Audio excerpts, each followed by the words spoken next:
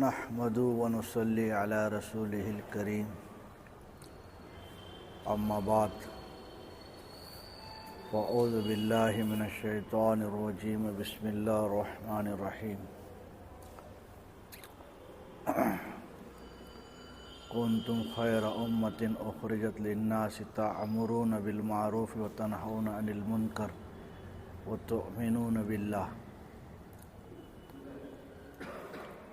وقال تعالی ایضا ومن احسن دینا ممن اسلم وجهه للہ وهو محسن صدق اللہ العظیم وصدق رسولہ النبی الکریم نحن علی ذلک من الشاہدین ومن الشاکرین والحمد للہ رب العالمین رب اشرح لی صدری ویسر لی امری واحلل عقدۃ من لسانی یفقهوا قولی سبحانک لا علم لنا الا ما علمتنا انک انت العلیم الحکیم۔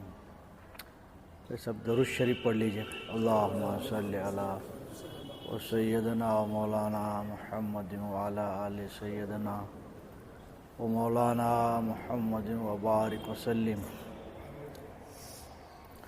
عزیز دوستوں، بزرگوں، بھائیوں اور محترمہ بہنوں، یہ اللہ پاک کا بہت بڑا کرم اور بہت بڑا اللہ تعالیٰ نے ہم سب کے ساتھ احسان کا معاملہ فرمایا کہ اپنے گھر میں جمع فرما کر اللہ کے دین کا ایک اہم رکن حج بیت اللہ کے تعلق سے کچھ بات کہنے سننے کی اللہ نے ہم سب کو یہاں توفیق عطا فرمائی ہے۔ یہ خدائے پاک کا بہت بڑا احسان ہے،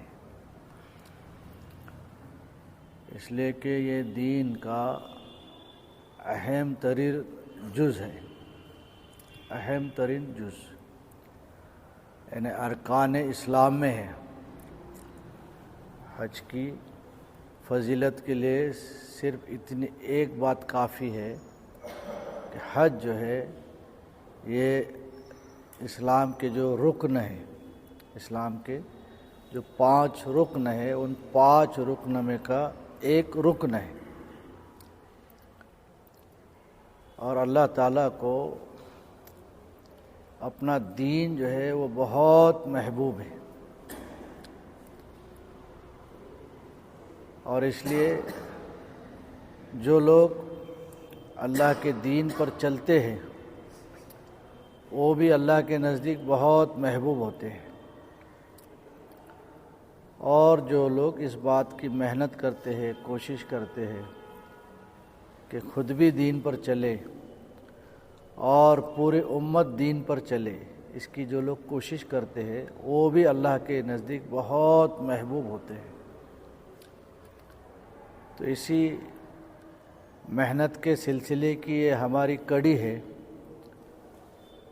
کہ ہمارے یہاں سے جانے والا حاجی جو ہے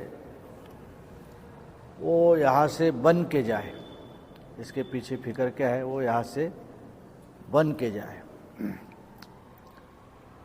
جیسے کہ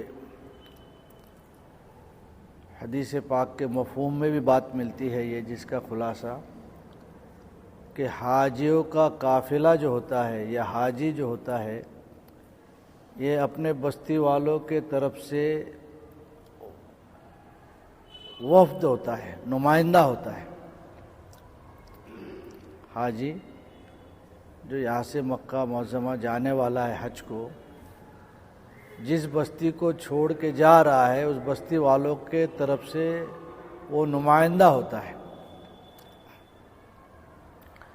اس لیے یہ ذمہ داری ہوتی ہے حاجیوں کو پہنچانے کی کہ حاجی یہاں سے بن کے جائے، ایمان کے اعتبار سے، اعمال کے اعتبار سے،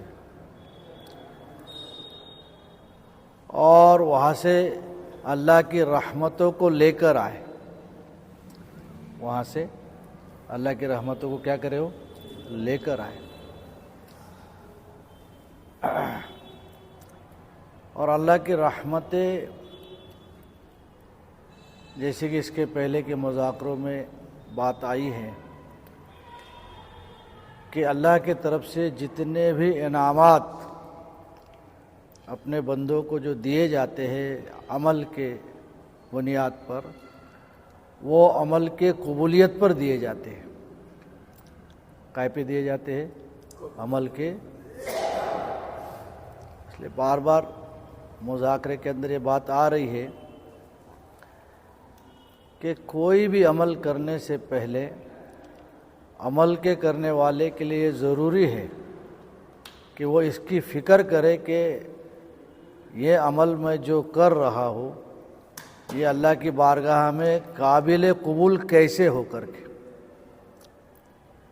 کیونکہ اللہ کے وعدے جو مرتب ہوتے ہیں عمل کے قبولیت پر ہوتے ہیں۔ اور ہم نے اس کے پہلے بے شمار فضیلتوں میں سے، انعامات میں سے کچھ انعامات سنے ہم نے، حج پر ملنے والے انعامات سنے ہم نے کہ اللہ تعالیٰ حاجی کو جو ہے معصوم بنائیں گے، حج کے اختتام پر گناہوں سے ایسے پاک فرما دیں گے کہ اس کے اوپر کوئی گناہ نہیں ہوگا، جیسے آج ہی اس کی پیدائش ہوئی ہے۔ اللہ حاجی کو غنی بنائیں گے، مال والا بنائیں گے، اللہ حاجی کو سخی بنائیں گے، سخاوت والا۔ حج کا بدلہ سوائے جنت کے اور کچھ نہیں ہے، یہ بات اپنے ذہن میں بٹھا لے۔ الحج مبرورا لیس لہ جزاء الا الجنہ، وہاں کے ایک ایک نیکی کے بدلے اللہ تعالیٰ ہم کو 1,00,000 نیکیوں کا ثواب عطا فرمائیں گے۔ کتنے نیکیوں کا ثواب دیں گے؟ ایک نیکی کے بدلے 1,00,000۔ ایک مرتبہ اگر سبحان اللہ کہے گا بندہ مکہ معظمہ میں تو اس کو 1,00,000 مرتبہ سبحان اللہ کہنے کا ثواب ملے گا۔ ایک مرتبہ اگر الحمدللہ کہے گا تو اس کو 1,00,000 الحمدللہ کہنے کا ثواب ملے گا۔ یعنی نیکیوں کا کوئی اندازہ نہیں ہے، یعنی اجر عظیم، کیا لفظ ہے اس کا؟ یعنی نیکیوں کا، ثواب کا اتنا بڑا ذخیرہ دیں گے، اتنا بڑا ذخیرہ دیں گے اللہ حاجی کو کہ اس کی مقدار کو، اس کی تعداد کو سوائے اللہ کے کوئی نہیں جانتا۔ آپ سمجھو یہ چیز، بشرط ہمارا حج بھی ویسے ہو جیسے اللہ چاہتا ہے۔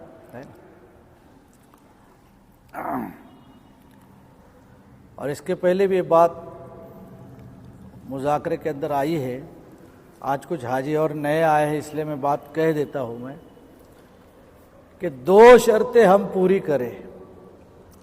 کتنی شرطیں پوری کریں؟ عمل جو ہے اللہ کے یہاں مقبول ہو جاتا ہے، بہت آسان، لیکن پلے باندھ لے یار، یہ بنیادی ہے، یہ چیز کیسی ہے؟ اور ہر عمل کے لیے، چاہے نماز ہو، چاہے روزہ ہو، چاہے زکوٰۃ ہو، چاہے حج ہو، چاہے اعمال دعوت ہو، اعمال خدمت ہو، اعمال عبادت ہو، کسی بھی عمل کے لیے کتنی چیزیں ضروری ہے؟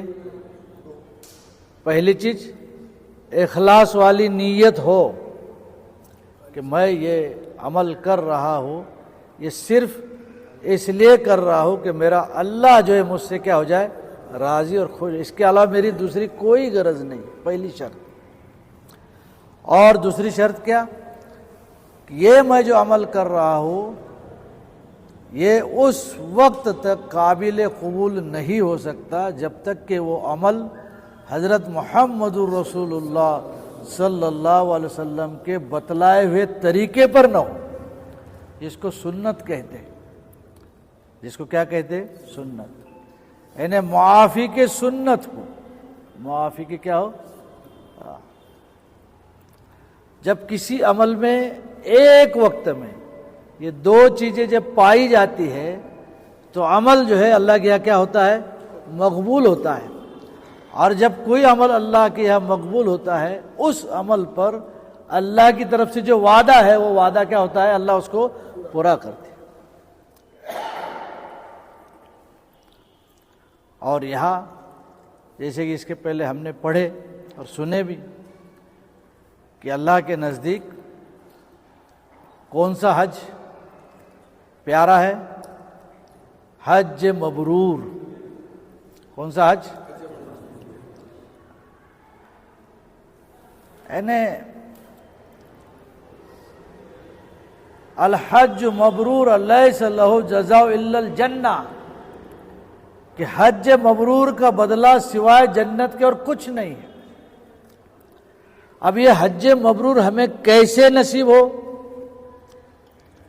اس کے لیے اللہ والوں کے اقوال ہیں۔ بعض اللہ والے کہتے ہیں کہ حج مبرور کیسے نصیب ہوگا کہ جس حج میں فرائض بھی ادا کیے جا رہے ہیں، واجبات بھی ادا کیے جا رہے ہیں، سنتیں بھی ادا ہو رہی ہے، حتیٰ کہ مستحب چیزوں پر بھی عمل کیا جا رہا ہے۔ کتنی چیزیں آ گئی؟ فرائض بھی ادا ہو رہے ہیں، واجبات بھی ادا ہو رہے ہیں، سنتیں بھی ادا ہو رہی ہے، اور مستحبات کا بھی اہتمام ہو رہا ہے۔ حاجی مستحب چیزیں بھی چھوڑ رہا نہیں۔ اور یہ تو ہو گئے کرنے کے کام، یہ تو ہو گئے۔ اور بچنے کے کام کیا؟ کہ اپنے حج میں حرام سے بھی بچ رہا ہے۔ حاجی کیسے بچ رہا ہے؟ حرام سے بھی بچ رہا ہے، مکروہات سے بھی بچ رہا ہے۔ کیسے بچ رہا ہے؟ مکروہات سے۔ ابھی اس پہ مکروہات پہ دو چیزیں آ گئی، ایک ہوتا ہے بڑا مکروہ، مکروہ تحریمی، اور دوسرا ہوتا ہے چھوٹا مکروہ، مکروہ تنزیہی۔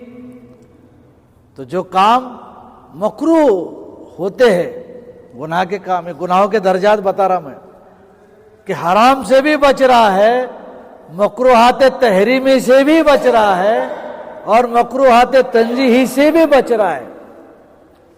اور آگے کہ وہ ایسے کاموں سے بھی بچا رہا ہے اپنے آپ کو جن کاموں میں شبہ پڑتا ہے آدمی کو، مشتبہ چیزیں۔ کیسی چیزیں؟ یعنی مثال کے طور پر کہ وہ پلین کے اندر بیٹھا ہے اور پلین کے اندر بیٹھنے کے بعد میں اس کے سامنے کھانا آیا اور کھانے میں چکن آیا، میں مثال دے رہا ہوں میں۔ اب اس کے دل میں شبہ کہ یہ حلال ہے کہ حرام ہے۔ اب شبہ پیدا ہو گیا، کیا پیدا ہو گیا؟ ڈاؤٹ پیدا ہو گیا، حلال ہے کیا؟ تو کدھر جائیں گا وہ؟ کیا کریں گا اس کے بدلے میں؟ بھائی کھانے سے چلو دیکھ لیں گے بعد میں، ایسا نہیں دھیان میں رکھو۔ مکروہات سے بھی بچ رہا ہے اور مشتبہ والی چیزوں سے بھی کیا ہو رہا ہے؟ تو جب کہیں جا کر جو ہے اس کو کون سا حج نصیب ہوگا؟ حج مبرور۔ ایک قول ہے اللہ والوں کا۔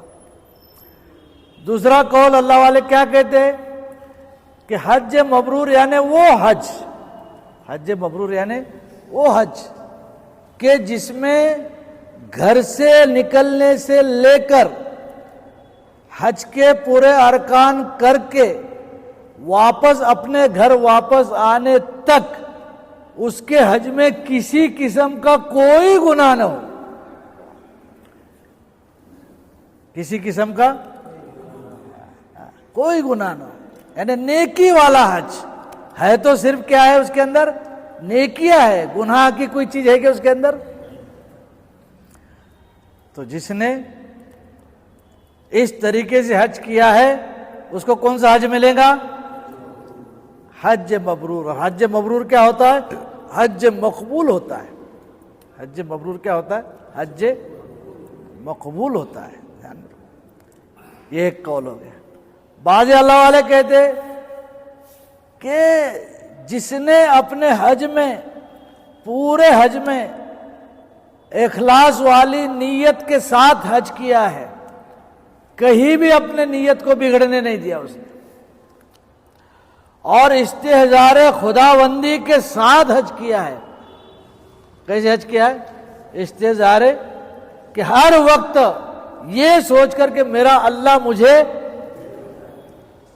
ہر وقت خدا کے دھیان سے حج کیا ہے، اور پورے حج کے ارکان میں، پورے حج کے اعمال میں، افعال میں حضرت محمد رسول اللہ صلی اللہ علیہ وسلم کی اس نے اتباع کی ہے۔ کوئی عمل ایسا نہیں کیا جو سنت کے خلاف ہے، کوئی ایسا عمل نہیں کیا جو کائے کے خلاف ہے؟ سنت کے خلاف ہے۔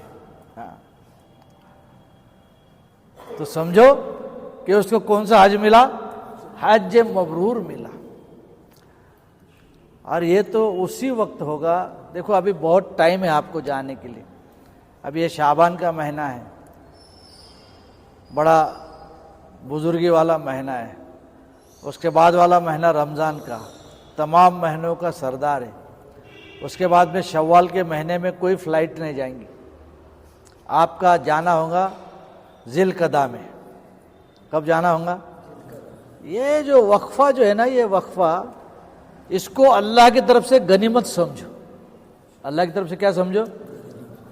اور ان اوقات میں اتنی محنت ہو جائے اپنی ذات پر کہ انشاءاللہ ثم انشاءاللہ کہ جانے سے پہلے پہلے جو ہے ہر چیز کی ہمارے اندر پابندی آ جائے، کہ نمازوں کی پابندی ہو رہی ہے، تلاوت کی پابندی ہو رہی ہے، ذکر کی پابندی ہو رہی ہے، حسن اخلاق کے ساتھ زندگی ہم گزار رہے ہیں، والدین کو خوش کر کر زندگی گزار رہے ہیں، پڑوسیوں کے ساتھ حسن سلوک رکھ کر زندگی گزار رہے ہیں، اپنی تجارتوں کے اندر سچائیوں سے کام لے رہے ہیں، ہے نا؟ اپنے آپ کو بدلنا ہے، اس لیے میں نے سب سے پہلے حاجی بن کر جائے، ورنہ ہوتا کیا معلوم کہ وہی بات پھر کہاں گئے تھے، کدھر نہیں، کیا لائے؟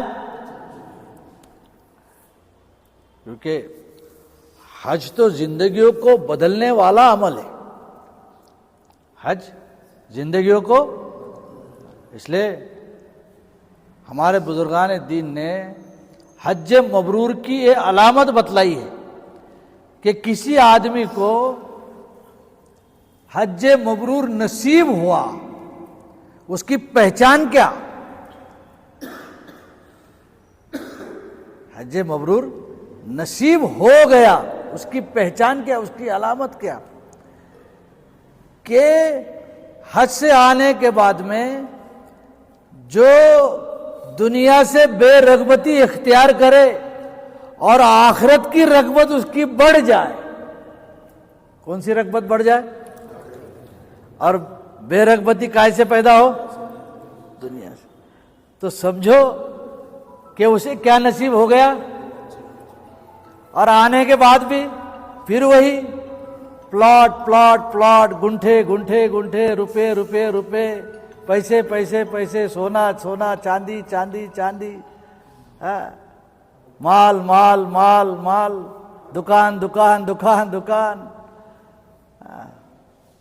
جھوٹ جھوٹ جھوٹ، چگلی چگلی چگلی، غیبت غیبت غیبت۔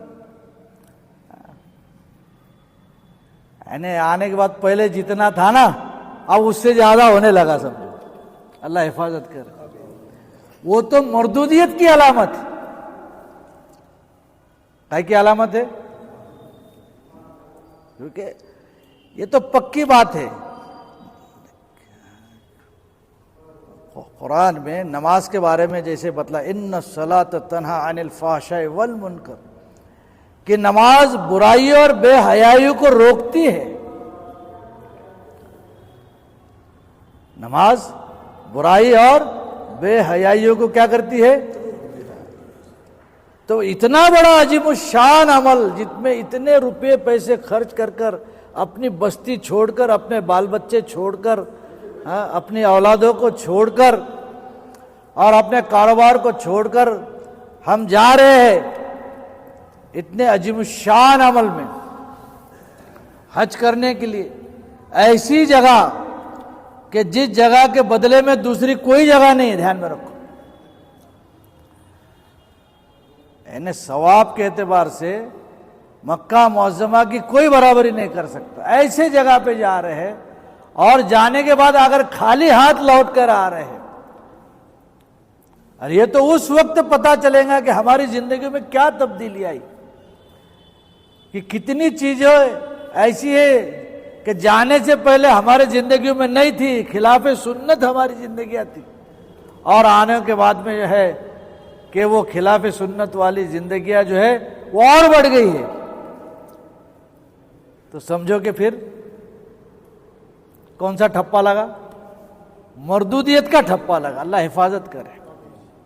اور زندگی بدل چکی ہے تو کیا سمجھا جائے گا؟ اس لیے جیسے میں نے ابھی بتلایا کہ یہ اوقات کو غنیمت سمجھے.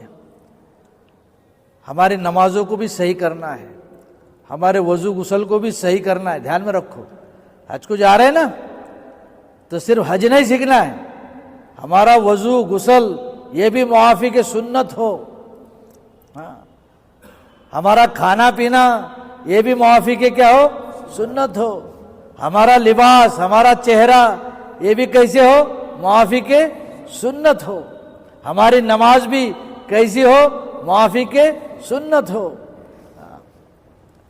دین کہتے ہی اسی کو. حضرت مولانا مستقیم صاحب رحمۃ اللہ علیہ نے بمبئی کے اجتماع میں 1997 کے اندر فرمایا تھا کہ دین کس کو کہتے ہیں؟ حضرت محمد الرسول اللہ صلی اللہ علیہ وسلم نے زندگی گزارنے کا جو طریقہ بتلایا ہے اس طریقے کا نام دین ہے. اس طریقے کا نام کیا ہے؟ اور اس طریقے پر چلنے کے لیے انسان کے اندر ایک جو روحانی جو طاقت لگتی ہے، اس طاقت کا، وہ روحانی پاور کا نام ایمان ہے. آج حضور کے دین پر ہم کیوں نہیں چل سکتے؟ کمزور کائے کا معاملہ ہے؟ ایمان کا معاملہ کمزور. تو اس کی بھی ہم کو کیا کرنا پڑیں گی؟ محنت کرنا پڑے گی. تو کریں گے اس کے تعلق سے سب کوششیں کریں گے انشاءاللہ. اب دیکھو، کل کے مذاکرے کے اندر میں نے آپ سے ایک بات کہی تھی کہ حج کرنے کے 3 طریقے. حج کرنے کے کتنے طریقے؟ ایک طریقہ جس کو کہتے ہیں حج افراد، یعنی جس میں صرف حج کی نیت سے احرام باندھ کر مکہ معظمہ پہنچ کر کیا کرنا ہے؟ حج کرنا. دوسرا طریقہ حج قران. دوسرا طریقہ کیا؟ حج قران. کہ بمبئی ایئرپورٹ کے اوپر حج کے مہینے میں جب ہم روانہ ہو گئے تو کسی نے ایک احرام میں 2 اعمال کی نیت کیا، عمرے کی بھی اور حج کی بھی. یعنی احرام تو ہوگا ایک، لیکن اعمال کتنے کریں گا؟ وہ ایک ہی احرام سے. اس کا احرام کھلے گا نہیں، احرام کی پابندیاں ختم نہیں ہوں گی. یعنی پہلے جائیں گا، عمرے کے افعال کریں گا، لیکن سر کے بال نہیں منڈائیں گا، اور اس کا احرام باقی رہیں گا، اور اسی احرام سے آگے کیا کریں گا وہ؟ تو اس طریقے سے جو حج کیا جاتا ہے اس کو کہتے ہیں حج قران. اور تیسرا طریقہ کیا بتلایا گیا تھا؟ کہ حج تمتع، یعنی جب ہم نکلیں گے حج کے مہینے میں تو سب سے پہلے بمبئی ایئرپورٹ کے اوپر جو احرام باندھیں گے ہم، وہ باندھیں گے عمرے کا.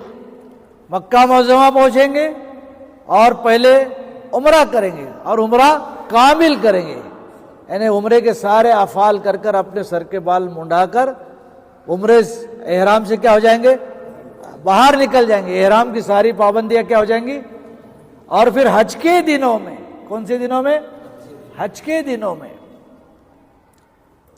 ہم جو ہے حج کے دنوں میں حج کا احرام باندھ کر اس احرام سے کیا کریں گے، اس طریقے سے جو حج کیا جاتا اس کو کہتے ہیں حج تمتع. اور عام طور پر ہمارے یہاں سے جانے والے سارے لوگ جو ہے وہ کون سا حج کرتے ہیں، حج تمتع کرتے ہیں. اب حج تمتع میں دو باتیں آئی، ایک عمرہ اور دوسرے کیا. تو سب سے پہلے ہم کو عمرہ سیکھنا ہے. سب سے پہلے کیا سیکھنا ہے؟ عمرے میں 4 کام اہم ہیں. عمرے میں کتنے کام اہم ہیں؟ 4 کام اہم، جس میں 2 کام فرض ہے. 2 کام کیا ہے؟ فرض ہے.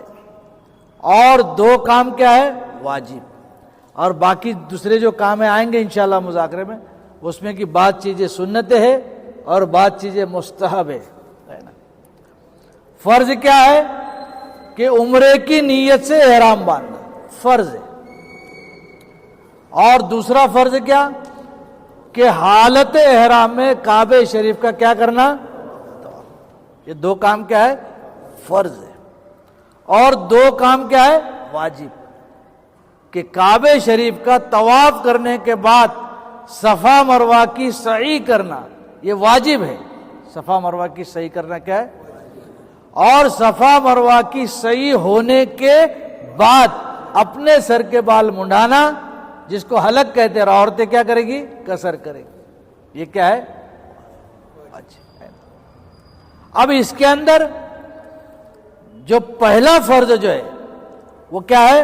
احرام. کیا ہے؟ احرام کے بارے میں ذہن میں رکھے بالکل کہ بغیر احرام کے عمرہ نہیں ہوتا، بغیر احرام کے حج بھی نہیں ہوتا. ارے بات سمجھ میں، احرام کے بغیر کیا نہیں ہوتا؟ عمرہ نہیں ہوتا. اور بغیر احرام کے، اس لیے کہ احرام شرط. احرام کیا ہے؟ شرط. احرام کیا ہے؟ شرط. فرض بھی ہے اور شرط بھی ہے. فرض بھی ہے اور بغیر احرام کے حج ہوتا کیا؟ اور بغیر احرام کے عمرہ ہوتا کیا؟ نہیں ہوتا. اب مسئلہ یہ ہے ہمارے سامنے کہ احرام کہاں سے باندھے. دیکھو، بیت اللہ شریف کے وجہ سے پورے دنیا کے مسلمان جگہ کے اعتبار سے 3 جگہ میں تقسیم ہوئے ہیں. اس کو اچھی طرح سمجھیں ہم. پورے دنیا کے مسلمان کائے کے اعتبار سے؟ بیت اللہ شریف کے اعتبار سے. کتنی جگہوں میں تقسیم ہوئے؟ 3.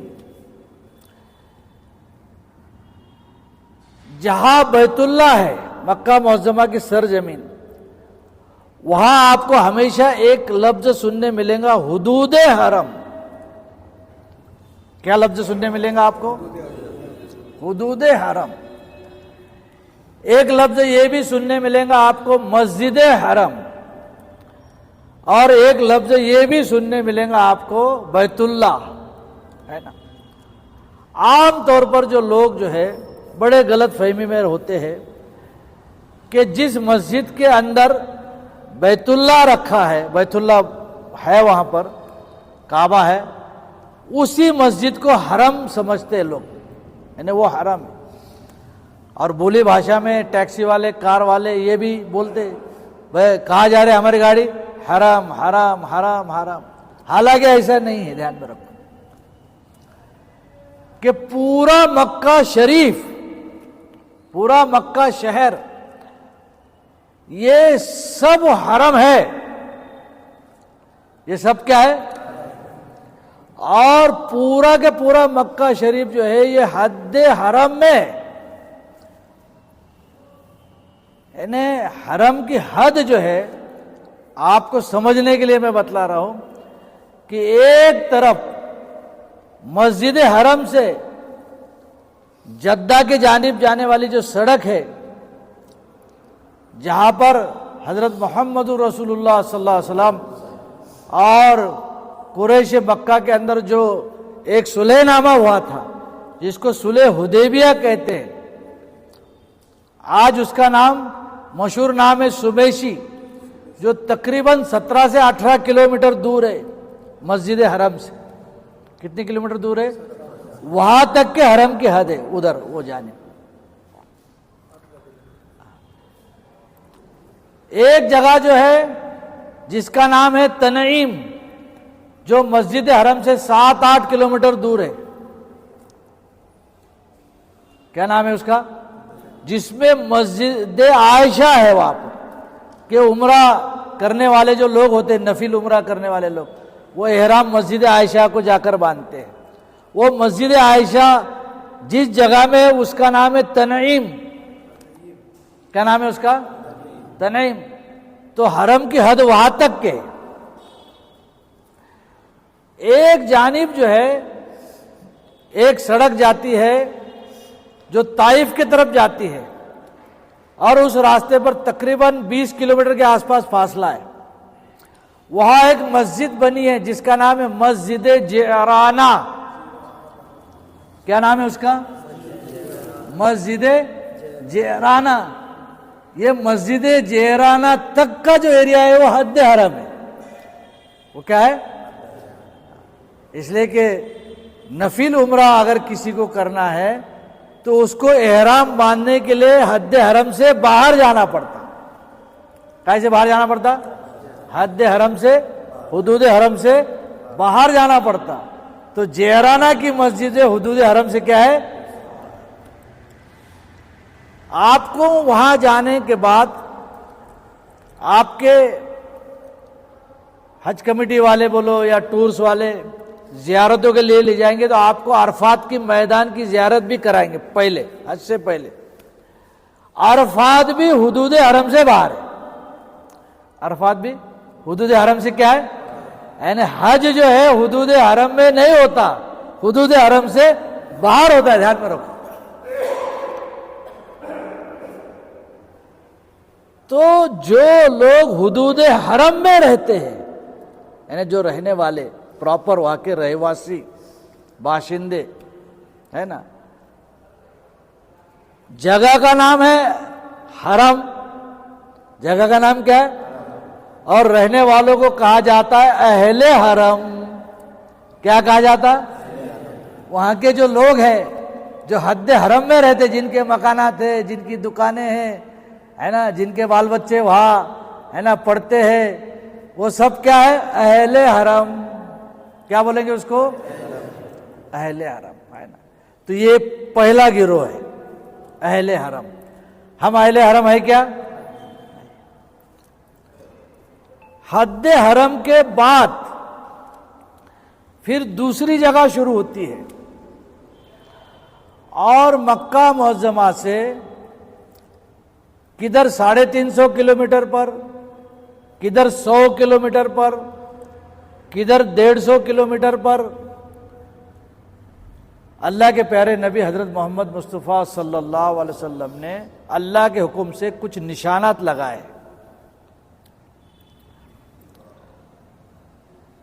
ان نشانات کی جگہ کو میقات کہتے ہیں۔ کیا کہتے ہیں اس کو؟ کیا کہتے ہیں اس کو؟ میقات۔ میقات کا مسئلہ ایسا ہے کہ جو لوگ میقات سے باہر رہنے والے لوگ ہیں، دور، جیسے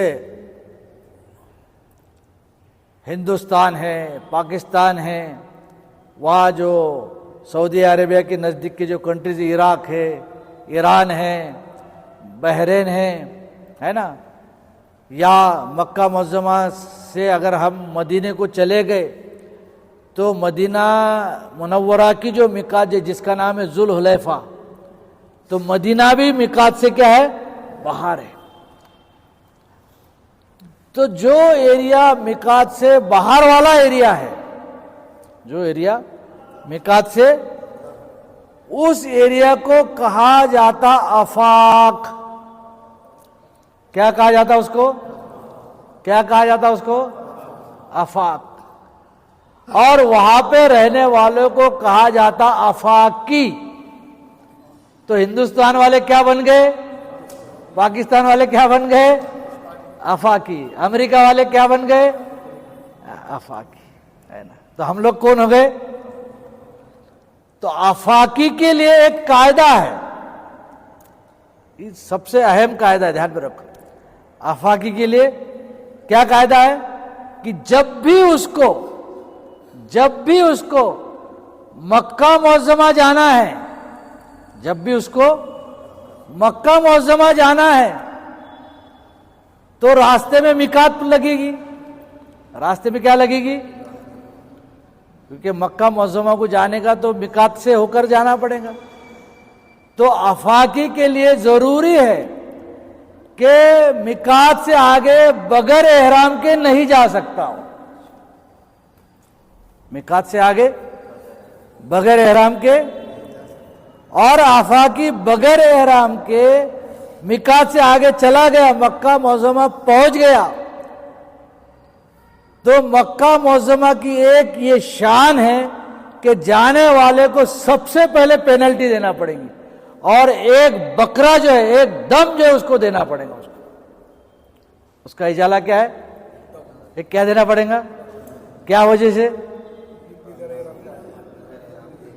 اس لیے پہلے زمانے کے اندر جب اس کے جو جہاز جاتے تھے نا پانی کے، تو ہندوستان والوں کی میقات تھی یلملم کی پہاڑی، جو یمن کی طرف سے آتی ہے۔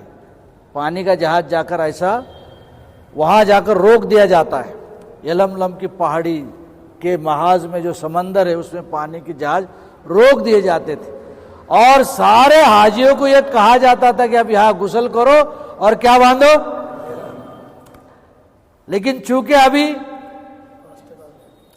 ہمارا ہوائی جہاز کا سفر ہے، اور ہوائی جہاز میقاتوں کے اندر کہاں سے انٹری کریں گا، ہم کو کسی کی کوئی گارنٹی ہے کیا؟ کہ ہوائی جہاز کو تو جو اس کا تو سب پورا کمپیوٹر سسٹم سے اس کو رخ دیا جاتا اس کو۔ تو اس لیے یہ کہا جاتا کہ افضل یہ کہ اپنے ایئرپورٹ پہ ہی کیا باندھے ہو، یا کم سے کم ابھی جیسے ہندوستان والوں کے لیے بات کہہ رہا ہوں میں، ہمارے لیے کہ 2-2.5 گھنٹے کا سفر ہونے کے بعد ہم احرام کر لیں منیمم، تاکہ میقات سے آگے اگر تمہارا جہاز چلے گیا تو آپ پر کیا نہ بیٹھے۔ 5 میقاتیں مشہور ہے۔ کتنی میقاتیں مشہور ہے؟ عراق کے طرف جو راستہ ہے جانے والا، وہاں کی جو میقات جو ہے اس کو کہتے ذات ارک۔ کیا کہتے اس کو؟ ذات ارک۔ طائف اور اس کے آگے پھر ریاض کو جاتی ہے وہ سڑک، جو سعودی عربیہ کی کیپٹل ہے۔ تو طائف بھی میقات کے باہر ہے، اور طائف کے نزدیک جو میقات ہے اس میقات کا نام ہے کرن المنازل۔ کرن بولتے اس کو، کیا کہا جاتا اس کو؟ مدینہ منورہ کی طرف کی جو میقات جو ہے، مدینہ منورہ کی، مدینہ بھی میقات سے کیا ہے؟ باہر ہے۔ مدینہ منورہ سے مکے کی طرف جانے والی جو سڑک ہے، اس سڑک پر ایک مسجد بنی ہے جس کا نام ہے مسجد میقات، اور وہ ایریا کا نام ہے بیر علی۔ کیا نام ہے اس کا؟ یعنی جو لوگ مدینہ منورہ جائیں گے پہلے، حج سے پہلے، حج سے پہلے کہاں جائیں گے؟ اور مدینہ منورہ سے حج کرنے کے لیے کہاں آئیں گے؟ وہ مکہ معظمہ آئیں گے۔ تو جو بیر علی پر جو میقات ہے جس میقات کا نام ہے ذوالحلیفہ. کیا نام ہے اس میقات کا؟ ذوالحلیفہ. تو ذوالحلیفہ سے آگے مسجد میقات سے آگے وہ بغیر احرام کے نہیں آ سکتا. یا تو اس کو حج کا احرام باندھ کے آنا پڑے گا یا عمرے کا بغیر احرام کے نہیں آ سکتا. تو وہ مدینے والوں کی میقات ہے. ہندوستان والوں کی میقات کون سی ہے؟ ابھی بتایا میں نے آپ کو، یلملم کی پہاڑیاں، جو کتابوں میں لکھا ہے. لیکن چونکہ ابھی ہمارا سمندری جہاز کا نہیں ہے، اس لیے میقات کے محاذ میں داخل ہونے سے پہلے ایئرپورٹ پر ہی ہم کیا کریں. اور ایک میقات جو ہے نا، جس میقات کا نام ہے جحفہ. کیا نام ہے اس کا؟ یہ 4 میقاتیں مشہور ہیں. میں یہ آپ کو اس لیے بتا رہا ہوں کہ جب آپ حج کی کتابیں پڑھیں گے تو اس کے اندر یہ سبجیکٹ آئیں گا، اور آپ کو یہ بات معلوم نہیں ہے تو آپ کو کچھ بھی سمجھ میں نہیں آئے گا. تو حج کو جانے والا آدمی جو آفاقی ہوگا، جو کون ہوگا؟ آفاقی کس کو کہا جاتا ہے؟ میقات سے باہر رہنے والا. ہم لوگ کون ہیں؟ آفاقی. بولو ہم لوگ کون ہیں؟ ہاں. تو آفاقی کے لیے ضروری ہے کہ میقات سے آگے وہ بغیر احرام کے نہ جائے. کیونکہ دیکھو یہ بہت بار ہوتا ہے، اکثر حجاج کرام جو حج سیکھ کرنے آتے، عمرہ سیکھ کرنے آتے، وہ بعض مرتبہ جو ہے بغیر احرام کے ہی چلے جاتے اور بولتے نہیں ہم مسجد عائشہ میں احرام باندھیں گے.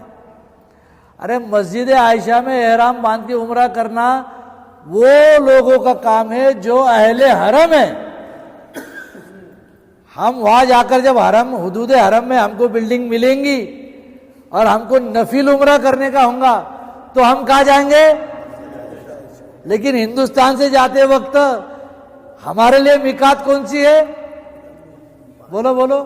یلملم کی پہاڑیاں. اس لیے ہم احرام کہاں باندھیں گے؟ اس کو اچھی طرح سمجھے. تو آفاقی اور اہل حرم درمیان کی جو جگہ ہے، یعنی حد حرم سے باہر، حد حرم سے باہر اور میقات سے اندر، میقات سے اس جگہ کو کہا جاتا ہل. اس جگہ کو کیا کہا جاتا؟ کیسے باہر؟ حدود حرم سے باہر. اور کیسے اندر؟ میقات سے. تو درمیان کی جو ایریا جو ہے اس ایریا کو کیا کہا جاتا؟ ہل. جیسے مثال کے طور پر جدہ کیا ہے؟ ہل ہے. جدہ کیا ہے؟ ہل ہے نا. جدہ کیا ہے؟ ہل ہے. تنعیم کیا ہے؟ ہل. جیرانہ کیا ہے؟ ہل. عرفات کیا ہے؟ ہل. حد حرم سے باہر، میقات کے اندر. اور جو لوگ ہل میں رہتے ہیں ان کو کہتے ہیں اہل ہل. ان کو کیا کہتے؟ تو ہم اہل حرم ہے کیا؟ اہل ہل ہے کیا؟ ہم کون ہیں؟ آفاقی. اچھی طرح بات سمجھ میں آ رہی نا؟ اس کو اچھی طرح سمجھ. اب ہم لوگوں کو عمرہ کرنا ہے. سب سے پہلے اس عمرے کے بارے میں بھی تمتع کا حج جو کر رہے ہیں نا، ہم کون سا حج کرنے والے؟ انشاءاللہ تمتع. جو لوگ قران کرنا چاہتے بالکل کر سکتے، اور جو حج افراد ہے وہ اکثر جو لوکل لوگ جو ہوتے ہیں وہ لوگ کون سا حج کرتے؟ حج افراد کرتے. لیکن ہم میں سے بھی اگر کوئی کرنا چاہتا ہے تو کر سکتا. دھیان میں رکھو. تو تمتع کے اندر حج تمتع ابھی چل رہا، اپنا مذاکرہ شروع ہو گیا. حج تمتع میں جو عمرہ کرنے والے ہیں، اس عمرے کی ایک شرط ہے. اس عمرے کی ایک کیا ہے؟ وہ کیا ہے شرط؟ کہ حج تمتع میں جو شروع میں جو عمرہ کیا جائے گا، یہ عمرہ حج کے مہینے میں ہونا ضروری ہے. کون سے مہینوں میں ہونا ضروری ہے؟ کون سے مہینوں میں ہونا ضروری ہے؟ تو ابھی سیکھنا پڑے گا حج کے مہینے کون سے ہے نا، اور کب تک کے ضروری ہے یہ بھی سیکھنا پڑے گا۔ تو حج کے مہینے دیکھو کون سے، 3 مہینے حج کے۔ کتنے مہینے؟ ایک شوال، پہلا مہینہ کون سا؟ دوسرا مہینہ ذی القعدہ، دوسرا ہاں، اور تیسرا مہینہ ذی الحجہ، کیونکہ ذی الحجہ کے مہینے میں تو کیا ہوتا؟ حج ہی ہوتا۔ یہ 3 مہینے کون سے ہیں؟ حج کے مہینے۔ اب عمرہ حج کون سا کرنا ہے؟ تمتع، اور تمتع میں عمرہ قائم ضروری ہے حج کے، لیکن کب تک کے ضروری ہے؟ 8 ذی الحجہ۔ کتنی ذی الحجہ؟ 8 ذی الحجہ سے پہلے پہلے اس کا عمرہ ہو۔ 8 ذی الحجہ پورا ہو گیا اور 9 تاریخ لگ گئی شام میں، اور پھر بولیں گا کہ میں عمرہ کروں گا تمتع کا، تو اس کا تمتع ہوگا کیا؟ اس کا تمتع ہوگا کیا؟ تمتع کے لیے یکم شوال سے لے کر، کب سے؟ یکم شوال کب شروع ہوتے؟ بولو۔ ہماری عید کون سے مہینے میں رہتی؟ رمضان میں رہتی ہے شوال میں؟ ارے بولو نا، شوال میں۔ شوال کی 1 تاریخ کو ہوتی ہے، لیکن نام کیا اس کا؟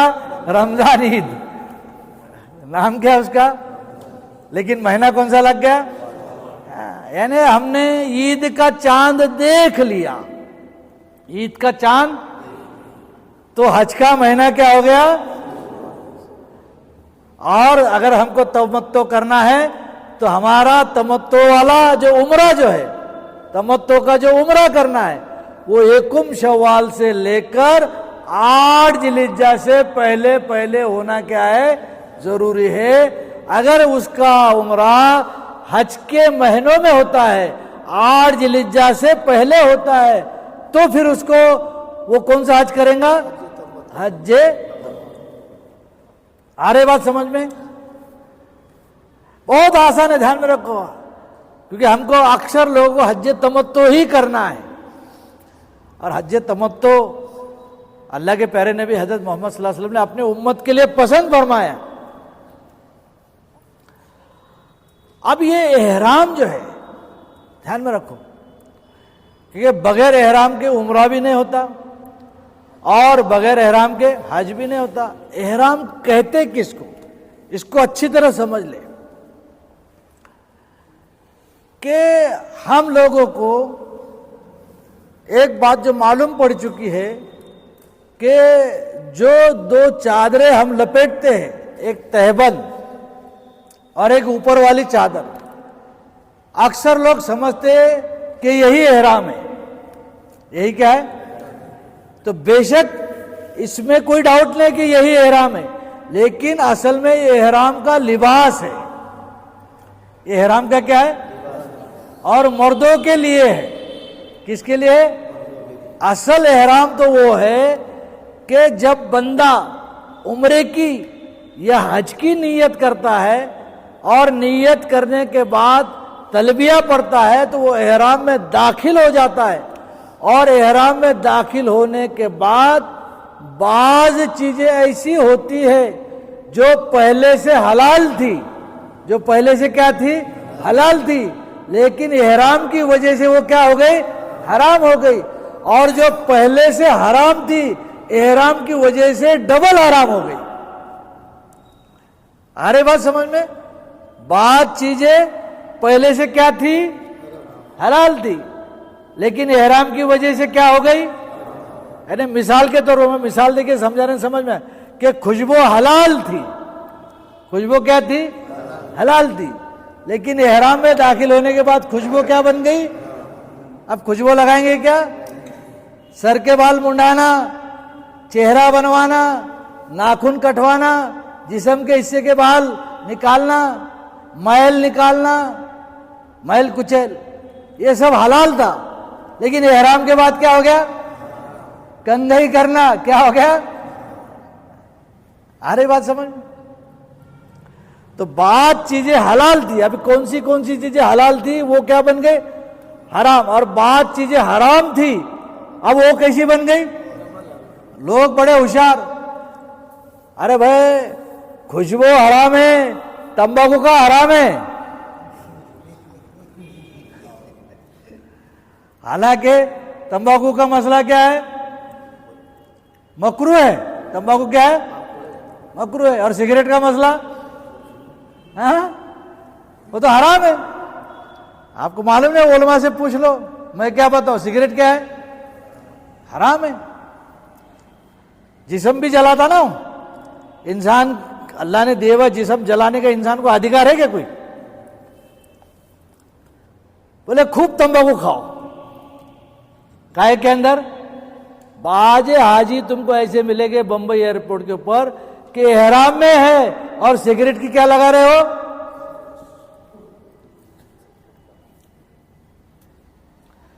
بیوی حلال تھی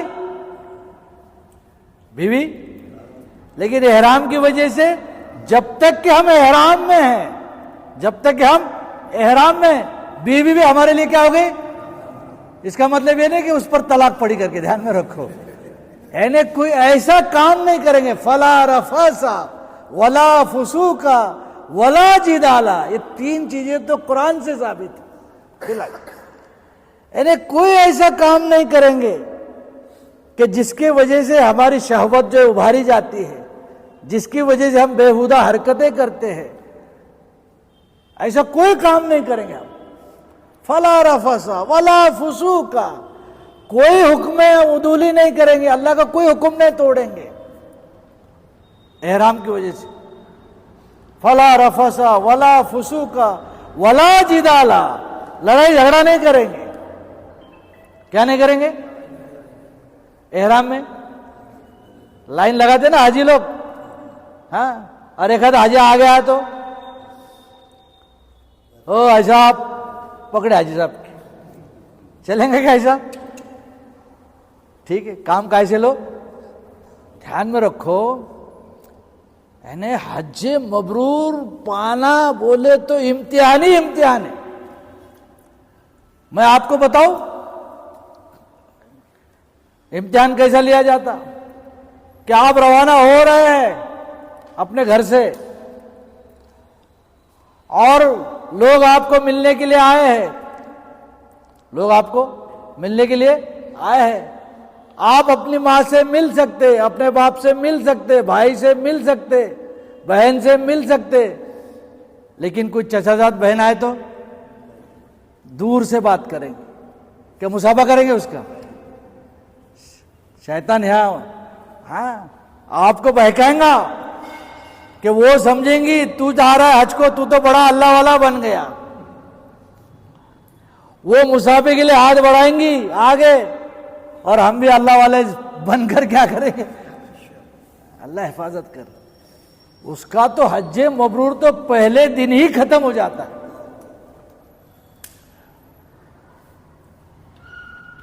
تو بعض حلال چیزوں کو بھی اللہ کیا کرتے ہیں؟ حرام کر دیتے ہیں. اور بعض چیزیں حرام ہوتی ہے وہ اس میں اور تاکید آتی ہے، اس کے اندر کیا ہوتا ہے؟ اور تاکید آتی ہے. اس کو کہتے ہیں احرام. تو بعض مرتبہ آدمی کیا سمجھتا، میں نے 2 چادریں پہن لیا تو ہو گئے احرام. بے شک وہ احرام ہے، لیکن احرام کا کیا ہے؟ لباس ہے وہ. اور عورتوں کا احرام، عورتوں کا احرام تو جو ان کا شرعی لباس جو ہے یہی ان کا احرام. عورتوں کا احرام کیا ہے؟ جو ان کا شرعی لباس جو ہے یہی ان کا کیا ہے؟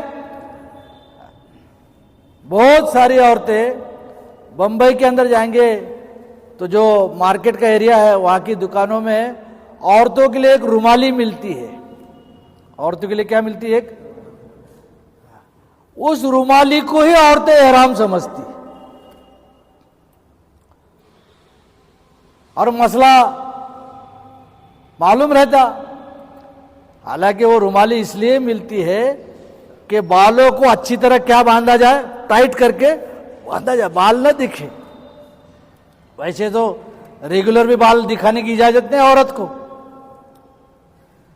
کسی کو اپنے محرم کے علاوہ، لیکن یہاں تو بال اچھے مضبوطی سے باندھتے آئے، اس کے لیے وہ رومالی ہے۔ اب رومالی باندھے تو اب رومالی نکالنے کی نہیں، وہ اس کو احرام سمجھتی ہے عورت، اس کو کیا سمجھتی ہے؟ اور وضو کرنے کا جب موقع آتا ہے تو وضو کے اندر جب مسح کرنا پڑتا ہے، یہ مسح کرنا وضو میں فرض ہے، وضو کے 4 فرض ہے: چہرے کا دھونا، کونیوں سمیت ہاتھوں کا دھونا، چوتھا حصہ سر کا مسح کرنا، اور ٹخنوں تک کے، یہ 4 چیزیں کیا ہے وضو میں۔ اب مسح کرنے کا موقع آیا تو وہ عورتیں وہ رومالی کے اوپر سے مسح کرتی، ان کا وضو ہوتا، اور جن کا وضو نہیں ہوتا ان کا نہ نماز ہوتی ہے، نہ عمرہ ہوتا ہے، نہ حج ہوتا ہے۔